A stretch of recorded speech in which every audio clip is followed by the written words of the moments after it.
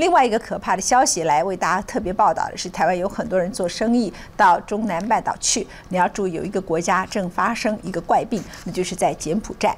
柬埔寨当地呢出现了一个怪病，这个怪病呢，他们称之为叫做肠病毒，但事实上呢，它既不像 SARS， 它也不像脑炎。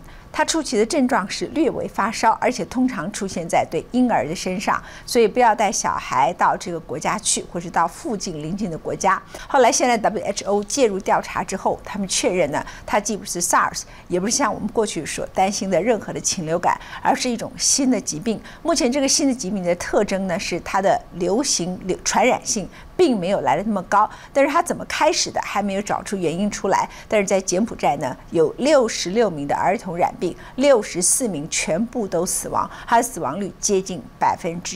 到中南半岛旅行的人要特别小心。2012的柬埔寨笼罩着一片厚厚的阴霾，医院里到处可见病恹恹的幼童，或检查、输血或吊点滴，但任谁也想不到，这里竟是他们人生终点站。Give you an idea of how busy this is. Even as we were talking, Dr. Richard got called away to go see another young child in shock. That's what we're going to see right now. 对这波疫情率先提出警告的是柬埔寨一家儿童医院的创办人。身为小儿科医生，他破例敞开加护病房大门，让 CNN 记者造访，就为了让全世界了解真相。In many of these children, it started off rather mild, a mild fever, but then things progressed quickly from there.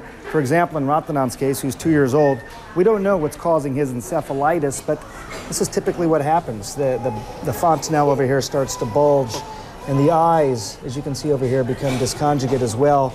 From there, it just becomes merciless. It goes from the head and the brain to the lungs. You see these lungs, 8, 42, and 5 hours later is his lungs. 多数孩子刚开始都有发烧、呼吸和神经系统症状，医师合理判定为脑炎，但24小时内随即转为肺炎，最终肺泡受到破坏致死，让真正病原体被画上大大问号。Never seen anything like this before. No, this is the first time at the end of April, and this makes us worry. 以柬埔寨这间医院为例，带着神秘病症前来就医的66名病患，先后就有64人不幸死亡。当地流行病学研究者在通报世卫组织之后，积极寻找答案。First thing that goes through your head is to try and determine whether this is one of the usual suspects that you haven't detected before. If it is, has it mutated or changed in such a way that it causes more severe disease? Or is it something completely new?他们对照每周收治的上千名登革热、疟疾和结核病患，外加先前爆发过的禽流感和 SARS， 病原体相似度低，排除是同一种病。接下来要破解这种神秘疾病，势必要走进实验室。And that mystery was ultimately solved right over here. Blood samples from those sick and dying children were eventually brought to this laboratory, analyzed, like you see right over there, and eventually they concluded that there were several different pathogens. There was enterovirus 71, there was Streptococcus suis, and also dengue. And all of those infections were made worse by the use of steroids. 专家分析，这极有可能是一种混合突变病毒，受害者多半是抵抗力较弱的婴幼儿。医师在情急之下用药，结果导致症状加剧并快速死亡。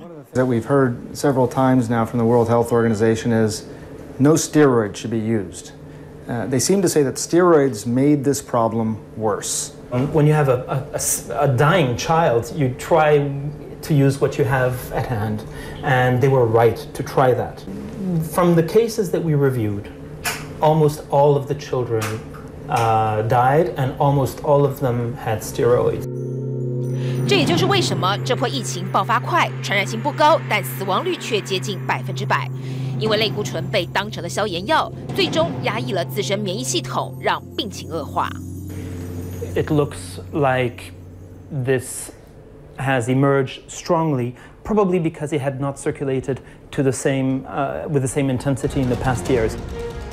专家初步认定破解密码，不过世卫组织态度依旧保留，包括这种疾病究竟如何传播的，又该怎么治疗，迄今没有答案。这个神秘疾病对柬埔寨这个30%人口生活在贫穷线下的国家，依旧威胁未减。